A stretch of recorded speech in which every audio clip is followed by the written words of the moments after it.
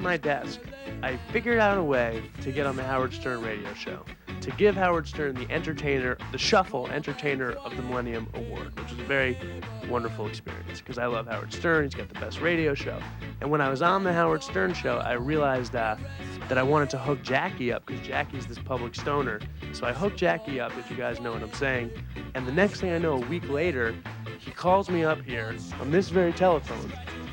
He's like, hello? And he's like, Dave, it's Jackie. And I'm like, oh my God, Jackie's on the phone. And he's like, Dave, I want to do Shuffle. And I'm like, everybody wants to do Shuffle. What makes you special, Jackie? He's like, Dave, I'm on the Howard Stern show. I'm like, right. So we hooked Jackie up, and now he's on Shuffle. So we had Jackie come in. He hung out in our conference room. It was a great time. The audio kind of sucks, but bear with us. This is the Shuffle. Jackie Martling, Spectacular.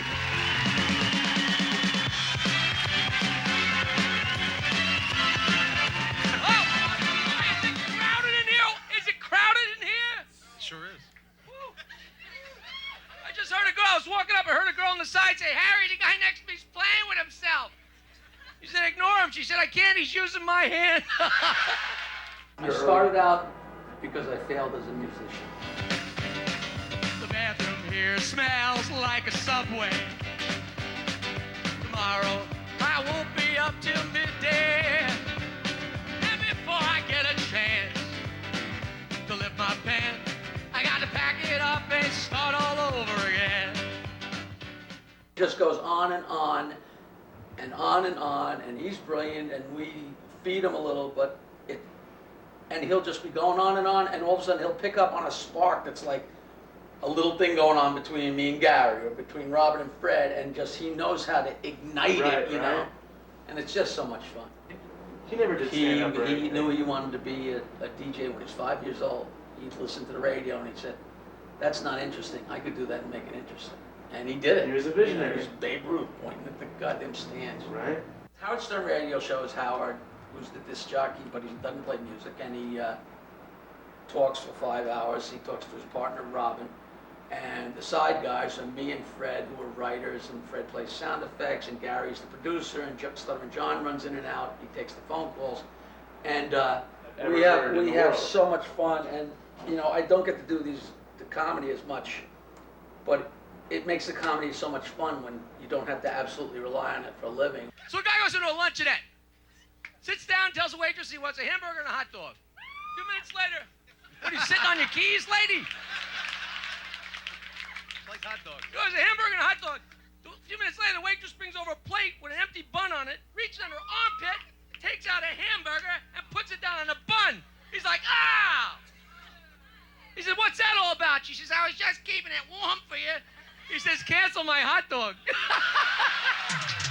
I mean, I was only on the set for like about a week, but everybody's dreamed of being in a movie. And here we were in a movie, and somebody goes and sits in your seat so they can get the lighting right, you know, like you're standing, and you got your trailer, you know, like a little room in a trailer, whatever I had. But it was, you know, and the premiere and seeing yourself in the movies, and it's then about being all on your TV, lives. and, right, and That's playing the coolest yourself. part. And meanwhile, and it was just the payoff for him and for the popularity of the show. It just took the whole thing on a sweep to a whole new level. My job is to write insults, horrible things to say. Right. James Taylor is my hero, and I'm writing the line, and Howard goes, so James, when you're in the loony bin, did you write songs and beat your head against the padding on the walls? And I'm like, I can't believe I'm writing You wrote that one? about James Taylor. I'm like I love the guy. You know? Right.